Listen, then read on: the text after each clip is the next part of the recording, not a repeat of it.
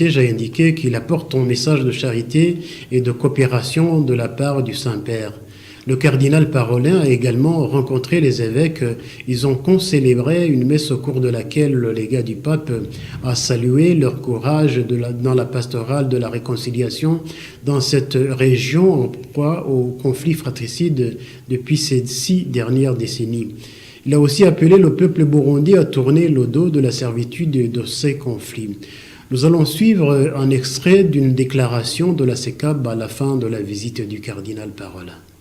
Le 12 août, notre Église et notre pays ont eu l'honneur d'accueillir son éminence, le cardinal Pietro Parolin, secrétaire d'État du Saint-Siège, venu en visite officielle.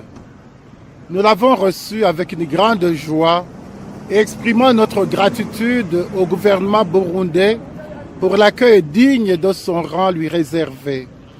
Cette visite restera mémorable tant pour notre Église que pour notre nation, à raison de son importance exceptionnelle.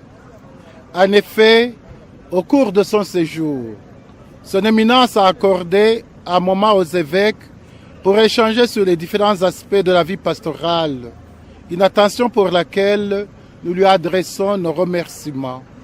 Par ailleurs, il a été reçu par son Excellence, le Président de la République.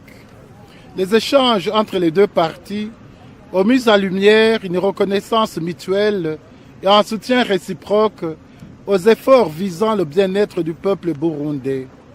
Dans ce cadre, sous leur patronage, des accords spécifiques de mise en œuvre de l'accord cadre signé en 2012 entre le Burundi et le Saint-Siège ont été signés le 13 août dernier. Ces accords visent à améliorer les services destinés aux fidèles et à la population des secteurs concernés, offrant des retombées concrètes pour les communautés locales en général. Ensuite, la présence de son éminence a constitué l'opportunité de marquer de manière solennelle la clôture de la commémoration du 60e anniversaire des relations diplomatiques entre la République du Burundi et le Saint-Siège. À cette occasion, l'Église du Burundi exprime sa profonde satisfaction quant à la solidité et à la qualité de ses relations.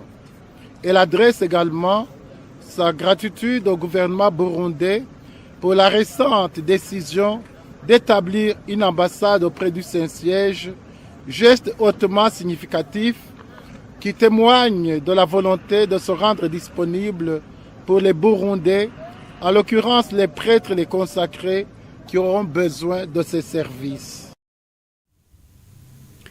Pas de rencontre prévue entre le président Poutine et